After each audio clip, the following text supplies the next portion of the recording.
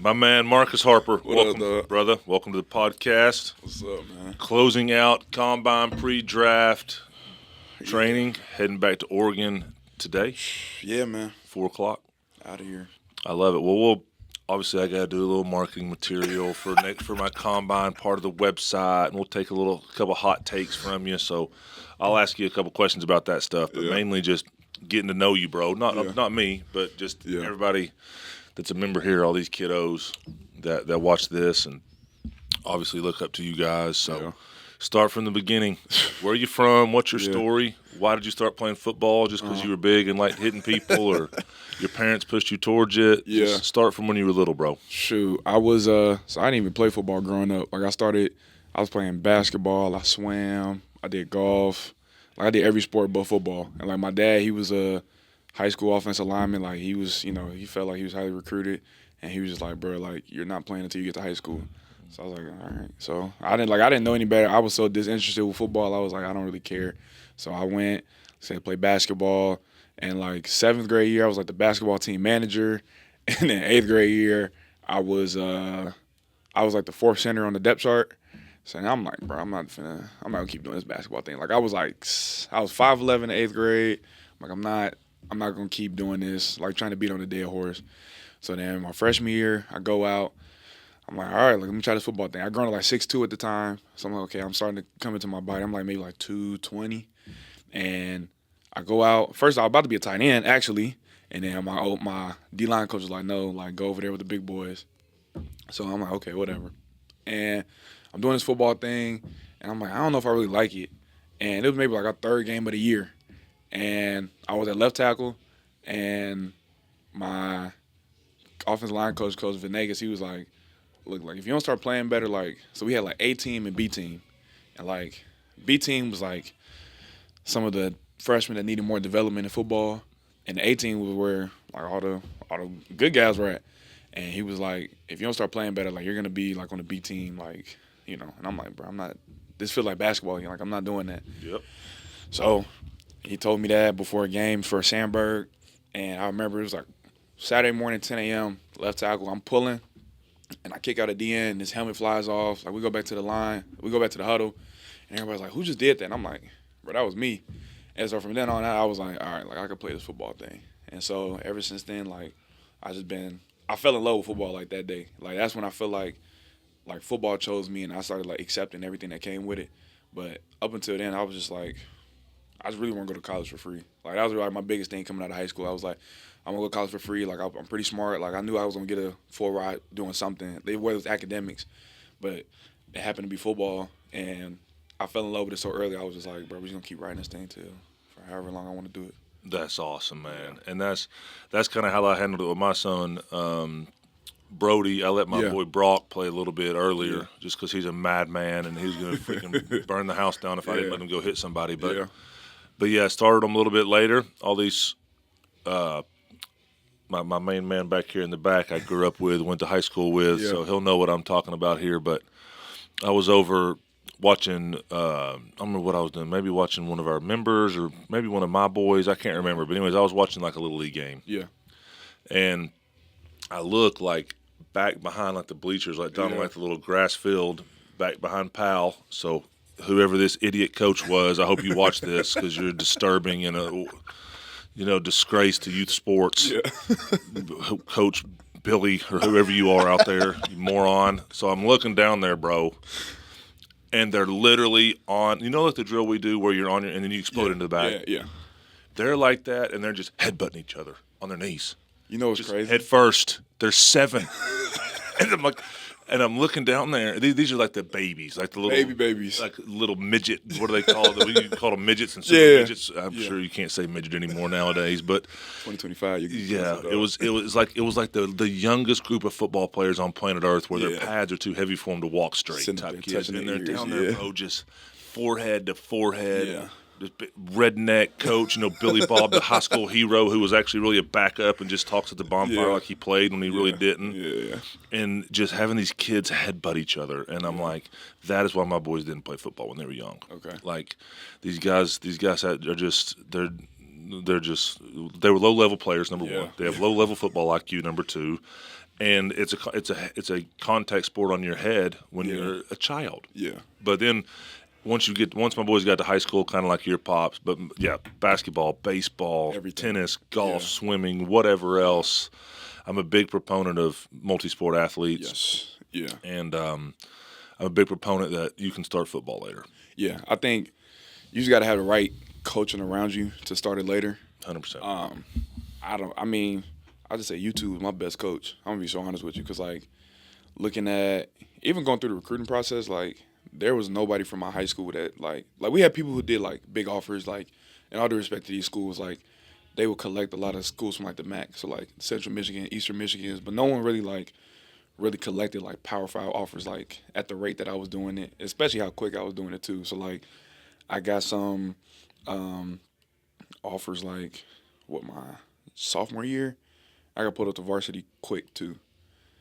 But I'm looking around, I'm like, okay, like how do I even navigate this football thing? Because like it's not like Chicago's like a football like pipeline state. Yep. So like how do I be great at this sport? Like I'm not I'm not about to be scrub. I'm not about to be terrible at it. So I'm like, who do I look around? And so that's when I just started looking up like Tyron Smith, Larry Allen. Like I just started looking up guys, Trey Smith. I just started looking up guys I wanted to emulate. And I was like, I'm just be the best imitator until I could find somebody that can, really like truly like coach me. And I had a good offensive line coach too. Like Tom Cicero, like he's put a lot of guys through like his system and stuff. He's at Crown Point, Indiana. But when I was in high school, like he just pushed me. And then my want to be like great was there too. So it was kind of real simple. But I mean, I was always looking at like the rival stuff just to understand like just football, just like soaking in as much. I mean, it turned out great though. So absolutely, and that's my thing, man. Is like attention, all high school coaches. You don't know very much. Like you just don't know.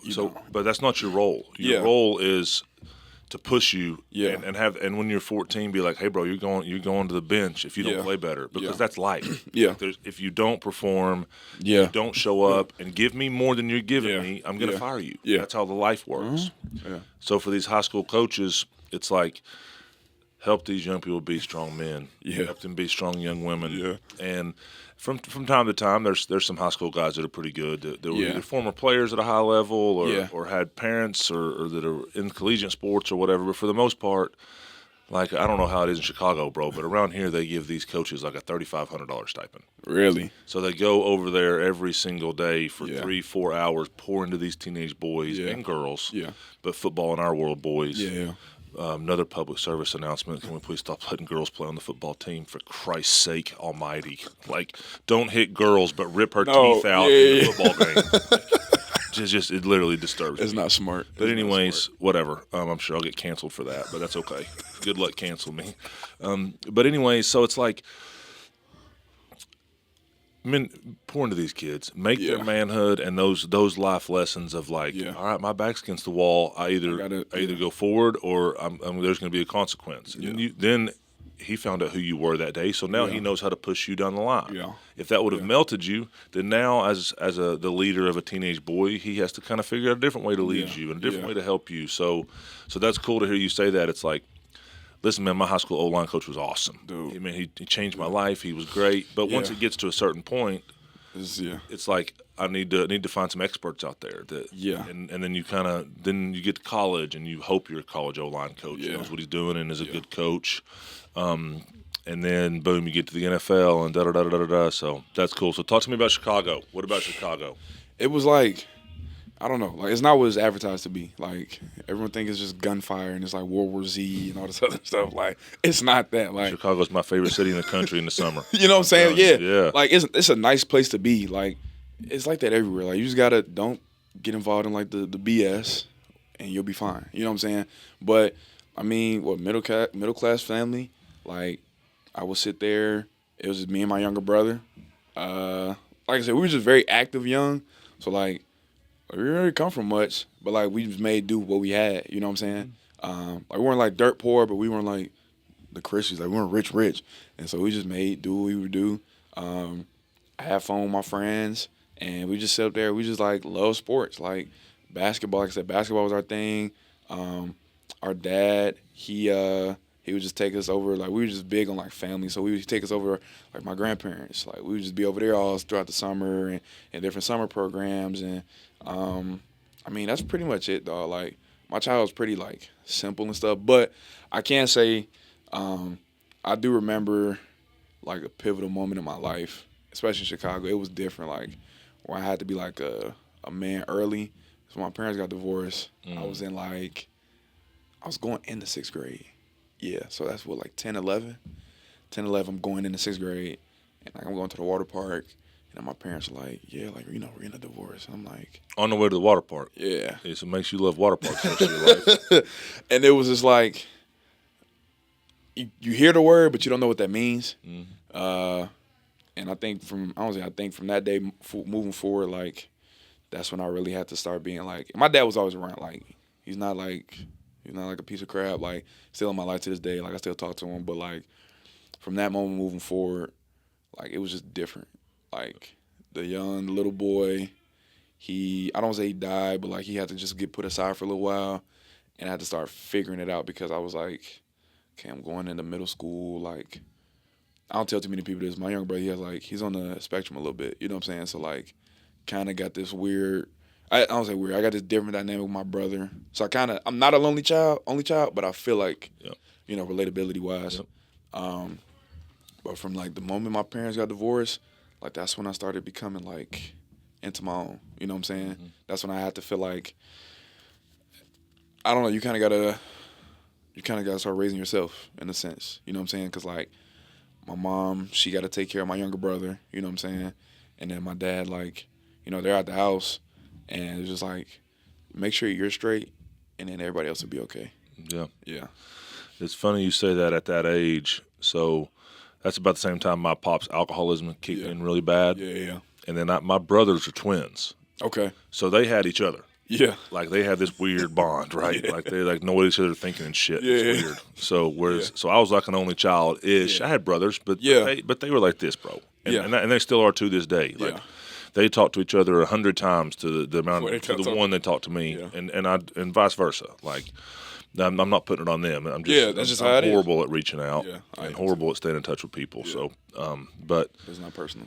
No, not at all. Yeah. But yeah, so they had each other. So that it's funny you said that because I've been a little bit of therapy over the last couple of years trying to make sure I transition out of the league right. It's like all of us bury the little boy version of ourselves at some point. Yeah. And sometimes it's trauma, sometimes that you get punched in the mouth just by life in general, and it's cool to, like, try to keep that little boy alive though, because that's you. That's like the fun Marcus, the carefree Marcus. Yeah. But then when that kind of gets taken from you, and you're like, it's not. As a man, this is my opinion. I'm not a psychologist. As a man, when you feel scared and vulnerable, you say, F this. I don't want to feel like this anymore because it feels weak, so bury it. And now move on. Now I'm a man. It's like, no, you just buried a bunch of stuff that's now going to creep back up at some point, some way, somehow, when you don't like it. It's going to be. So trying to keep that little boy alive while also understanding that as a man, you can't be walking around crying and bitching and moaning all the time. So it's like it's a weird deal, bro. Yeah, and it was especially when you're 12 years old. And it was different because 12 years old, I had to bury him a little while, and then I get just shocked with all this football stuff. So it's like this little kid's happy, but he don't know what he's happy for, and it's hard to navigate it. You know what I'm saying? Like, it was weird. Then I go to college, and it's like, okay, I really got to, like, put him aside for a while because, like, Chicago to Oregon, that's like 2,000 miles away from my front door.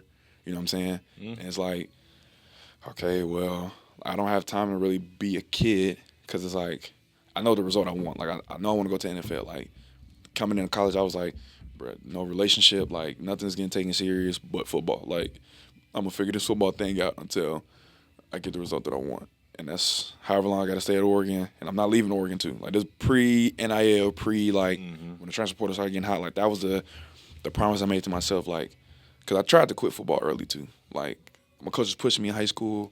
I'm like, bro, like, I know I'm smart. Like, I'll leave. And then he told my dad, he was like, bro, no, like, if he wants to get where he's going to get, like, you know, you got to push him. So anyway, so I'm like, okay, I can't retreat. Like I can't go nowhere because I'm like, you already tried that. Like that doesn't work. So you just got to just push through until like something happens. So then I was like, okay, well, we're just gonna keep going, and I had to take therapy my junior year. I was like, once I started, it was weird. Like I had all that trauma I pushed to the side at like 12. It started like popping back up again. Oh yeah. And I'm like, all right, dog, like I can't like. And people don't talk about this shit, bro. No, like men try to be tough guys. Hey, listen, guilty. Yeah. Until I was 35 years old, and Yeah. finally my wife looks at me and she's like, "I've had enough." Yeah. You know, and I'm like, "Okay, fine." No, I personally had enough. Yeah. Because it was too much shit. Well, you were 15 years ahead of me, brother. So good for you. Appreciate that. But yeah, it was I was just like I couldn't think on the field. Like it was just like all these traumas was like crowding me up here, and I'm like, bro, like I couldn't, and I was still like dominating. Yeah. So I'm like, I just couldn't think. And that's the thing. I think sometimes. Sorry to interrupt you, but I had this thought. Just because you're having success and just because you're winning, it's not worth it if you're suffering internally. Oh yeah. Like as everybody, that was a big problem for me. Yeah. Pro football, more money than I could have ever dreamed of. I'm from down the street in Powell, Tennessee, right? Yeah. Like beautiful wife. Yeah. All my kids were healthy. Knock on wood. Yeah. Praise God. Like that doesn't mean that I'm doing this the best way. That doesn't mean that I'm actually healthy. It just means that I'm pushing everything to the side, and it's like, you're dominating, you're playing well, but are you truly enjoying it the way God wants you to enjoy it? No. And that's the misconception out there is like, well, he's rich or he's got a better job or he's this or he's that. It's like, man, like, are you happy? Nah. And it got worse, and like so early on in high school. So like, again, being able to need somebody to help navigate it, like you got to think, well, you're 16, never seen success of this magnitude, like just ever. You know what I'm saying? Like the high school, and like my high school was like, we had a lot of people come out of there. Like Juice WRLD came from out of there. Like we had a couple like rappers and things come out of there. But like on the sports side, like no one's really done it how I was able to do it. And I'm looking, I'm like, bro, like I'm just not happy. Like I don't care what nobody says. Like all these offers are cool, but like no one ever talked about like, bro, I'm sitting in the shower. My mom's like, what's wrong? And I'm just like, just crying. And she's like, what's wrong? I'm like, I don't know. Like, I'm just not happy at all. You know what I'm saying? And then fast forward again, like, she came out of Oregon. She's like, what's wrong? And I'm like, I don't know. I'm just not happy at all. You know what I'm saying? Like, I would start, got all these things. And, like, all that trauma built up is just, like, sometimes you question, like, is it really worth it? Because it's like, yeah, like, okay, you're playing on the field. Like, yeah, you're playing for the Ducks and stuff. Like, you get the cool gear and stuff. But, like, if I got to deal with all of this and just suppress it, like I don't know how I'm gonna like last. You know what I'm saying? Because it gets worse and it's worse. And like the older I got, like it just got louder and louder and louder. It's like I finally had a breaking point. I finally went to therapy, and I was like, all right, I just need to set up like some boundaries for myself. You know what I'm saying? Or just talk some of this shit out. Because like there's no relatability to anybody. Like can't talk to family about it. You know what I'm saying? 100%. And then sometimes if family's a problem, like you can't talk to family about family. So it's like you can't go to coach about it because it's like you just need to play good. Yeah, and that's the thing, bro. Is I'm glad you're. It's crazy how God works. We're about to go through our Bible study here in a minute, but like this is the stuff these kids. I hope a lot of our kids watch this episode, because it's like when you are suffering. Now, listen, this is a Lee Smith opinion that I might look back at 10 years and think you idiot. God, Because I sure look at the 27-year-old Lee and think you're an idiot, right? Yeah. But don't be crying and telling everybody your problems. No. Right? Like because number one, because people don't care. No one cares. And number two, because they're gonna use it against you sooner or later. The people that are close. Like you think like your circle feels tight and loyal. Yeah. Now your mom's a different story. Yes. Right.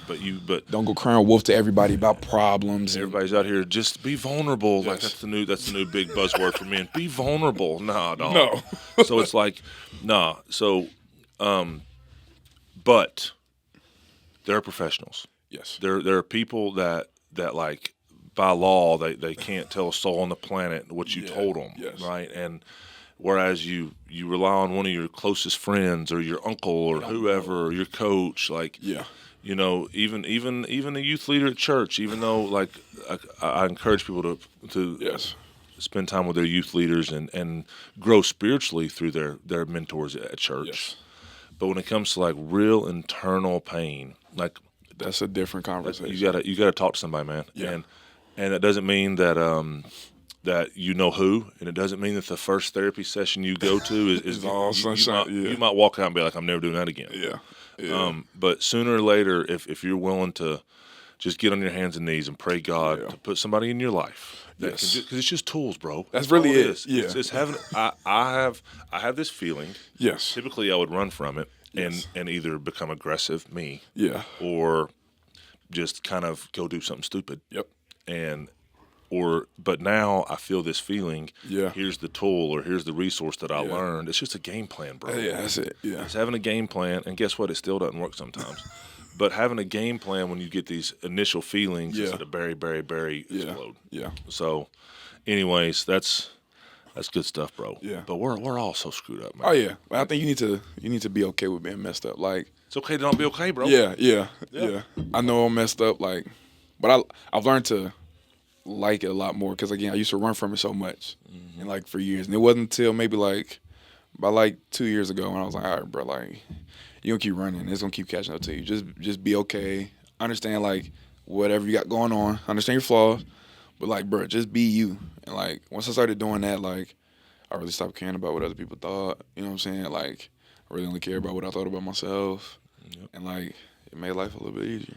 That's something I saw the other day, and I've seen it a couple different times, worded in different ways. Yeah. But it's like, don't ever worry about the opinions of people you wouldn't ask advice from. No. And there might be 3 or 4 people on planet Earth I would ask advice from. True advice, like something that really, My wife, because she knows my sorry ass more than anybody. And a couple mentors of mine, like that I would business advice, certain things.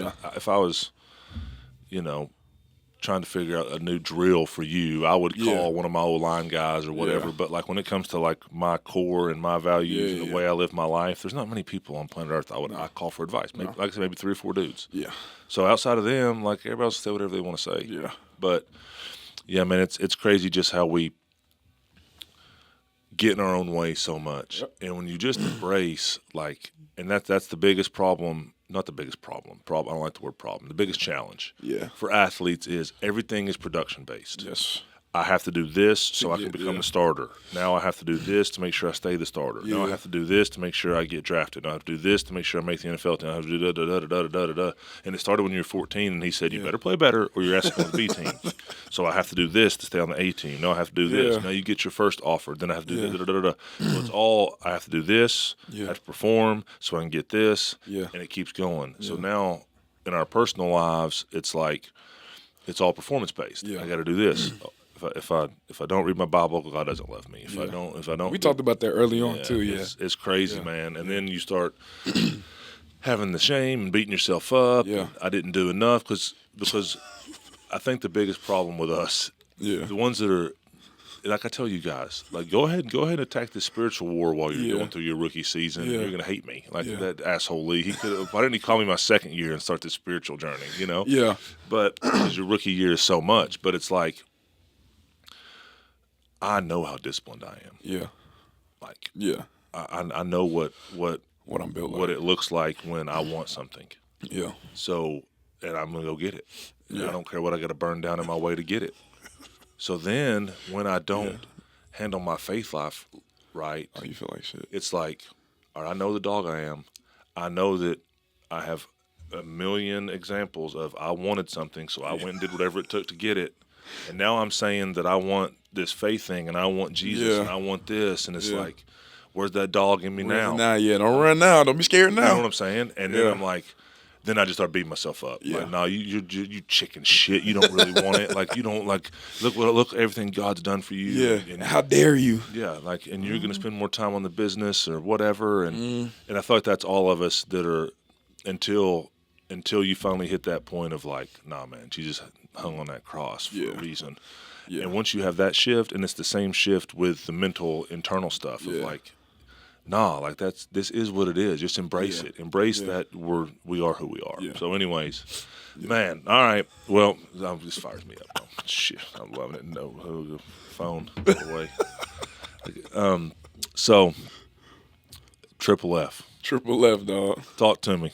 I ain't gonna lie. I think about this a lot because, like, most people go through their agents. Like, it was really God sent because, like, you just reached out to me, and I was like, I had other people reaching out to me, and then there's no BS, like no like promotion. Like, I remember it was between like a couple decisions. I was either gonna go like Miami, Arizona, or here, and the Lord was like, bro, go to Knoxville. And I'm like, Knoxville, Tennessee, like that's another like Oregon. It had to be God because you just said Miami and Phoenix, and then I got no chance in that fight. And he was like, bro, come to Knoxville. I'm like, all right, like all right, like I trusted you before I came out to Oregon. I would say it's the best decision I made. And like, football is football. Like, me and God have always had this conversation. Like, football, like he takes care of football. Like, I'm not really worried about football. Like, I know I'm gonna dominate whatever, but I came here for like the character tune-up spiritually. You know what I'm saying? Like, I've getting around guys who are in the land of like milk and honey. That's where I want to be. So I was like, okay, I came here, seen like the best of, that, bro, you don't got to be so perfect and then God to bless you. Like, okay, I coming out here was like, all right, bro, just embrace you, keep going up to God's heart, and this is what a byproduct of that could be. You know what I'm saying? So like, I knew the football was gonna handle itself. Like, I've seen when you call, like, I knew Lee. I know I seen all of that, and I was like, okay, but this is somebody I feel like I could get around and like, I don't know what it is, but I can get around and just like somebody I can say I can like to have my corner. You know what I'm saying? Yeah. So I'm glad I came out here, and like the guys that we had down here, like it made it a lot more fun. Yeah, we had Essa, why we had CJ. You know what I'm saying? Like, it was. We're a day late doing our podcast because CJ broke the podcast room. Yeah. But yeah, dog, like it was the best, like more than I could ask for. Well, I appreciate that, buddy, and that's, it's hard to say this out loud. It's actually not for me. It's hard because I do have a business I'm trying to run here, but it's like, hey, agents, like. Some dudes are just better football players than anybody else. Yeah. Like, it is what it is. The football stuff, like, we can fine-tune and give you some tricks and trades for the guys that might have ran college offenses that were a little bit different than what the NFL is, or technique they were coaching in college based off of the system they were in that won't translate to the NFL. Yeah. Like, there's a lot of football stuff we can do here to help guys get a little bit of an edge on the guys that are just running 40-yard dashes all for these 8 weeks. Yeah. But at the end of the day, like you said, like we talked about yesterday, certain dudes are just better at football, and I can't coach one guy to get there. Yeah, he just doesn't have it. Yeah, and so then I'll go sit down with Rich and I'll be like, bro, please help this guy run really fast because the football stuff he's a ways away, so he has to test well. And then there's other guys that might be struggling on the testing, so Rich comes to me like, hey, bro, can this dude play? Yeah, and I'm like, yeah, he can freaking play. Yeah. Like, just get him as fast as you possibly can, and I'll take care of the rest. Yeah. So that's what's cool about our team, but that's why I'm not going to take more than 15 dudes, bro, because I want it to be intimate. I want y'all to be family. Yeah. I'm going to bring Breno in. We can't talk about him on air because he's not legal. He's R-rated. So and Rodney and John. So. Yeah. Like I said, man, I promise you this: I will try to get better next year for the next group, and then I'll try to get better the next year and the next year and the next year. And I know we're pretty good at this thing, but I'll never stop trying to make sure any little way I can serve dudes better. Yeah. And I appreciate you being here. Appreciate you. I love you, man. I'm excited for your future. Yeah. You're going to be fine in life no matter what. Yeah. Which is cool. That's an awesome place to be. Yeah. The freedom to know, like you said, that you're really smart and that you could transition out of the game, but it's going to be hard either way. But when you know that you can handle life outside of football, it helps you play better. And that's honest. And honestly, to hear you say that means like traveling like to Oregon was well worth it because that's what I wanted to do. Like when I left Chicago, I was like, okay, whatever football. Like I didn't have a crystal ball and know like, okay, Big Ten championship, like 3 years no sacks. Like, I didn't know none of that was going to be like a byproduct of like football at Oregon. But I was like, I needed to make sure that, whenever I needed to transition and pivot, like Marcus Harper II was good for life, period. And like you said, it made me handle football a lot easier because like now football's like not a piece of cake, but it's easier to digest. So to all the boys out there, all the mommies are gonna be mad at me. Mommies, I'm sorry. To all the boys out there, you heard him in Chicago, got as far away from home as he possibly could. Bye-bye. Make yourself uncomfortable. Yep, and do it early too, because I see guys try to do it now, and their whole world is shocked. Yeah. Yeah. Because they're not durable. They're not durable. I can last. I'm built to last, and I don't care. You're not going to deny me what I'm trying to get. I'm built to last. Yeah. Put yourself in uncomfortable positions when you're young, so when you fail, there's still grace. You're still young and dumb. Failure as a 28-year-old new dad, which, by the way, I've done, and so is every new dad out there trying to figure it out. But you get my point, man. It's like these young boys don't chase comfortable. Get out of there. Comfortable doesn't help you grow. Nope. So good for you for flying across the country to Oregon and then coming to Knoxville over Miami and Phoenix. And I'm in your corner, and so is Rodney and John and Breno, and I appreciate you, bro. Appreciate you too, all right, buddy. Yep. Hut. Oh, triple F. Hut. D&D.